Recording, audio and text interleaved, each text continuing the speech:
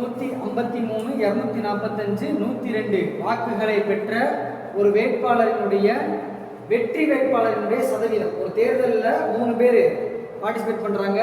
ஒருத்தருடைய வாக்கு வந்துட்டு 153, இன்னொருத்தருடையது 245, இன்னொருத்தருடையது 102. சரியா?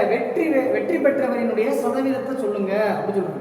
வெற்றி பெற்றவருடைய சதவீதத்தை சொல்லுங்க. யார் இதில் வெற்றி பெற்றிருப்பா? 245 மார்க் வாங்கினவர் தான், ஓட்டு வாங்கினவர் தான் ஜெயிச்சிருக்கு.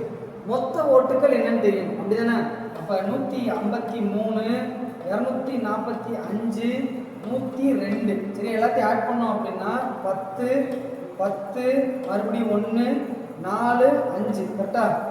500 ஓட்டு மொத்தம் 500 ஓட்டுல இவர் ஜெயிச்சவர் 245 ஓட்டு வாங்கியிருக்காரு. இது எத்தனை பர்சன்டேஜ்னு கேட்டதுனால இன்ட்டு 100% எடுத்து போட்டுக்கிறோம். 2 0 2 0 கட் ஆயிரும். 4 5 20, 9 5 45. அப்போ 49% அளவுக்கு அவர் வாக்கு வாங்கியிருக்காரு.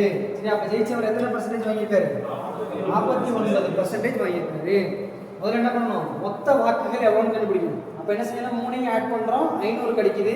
இதில் ஜெயிச்சவர் பார்த்தாலே தெரியுது 245 ஓட்டு வாங்கினவர் தான் ஜெயிச்சவர். அப்போ மொத்த ஓட்டில் 245 அப்படின்றது எத்தனை பர்சன்டேஜ் கண்டுபிடிக்கிறதுனால இன்ட்டு 100% போட்டுக்கிறோம். மேலே 245, கீழே 500 இன்ட்டு 100. இதை கேன்சல் பண்ணோம் அப்படின்னா 49% வந்து கிடைக்கும். ஓகேவா?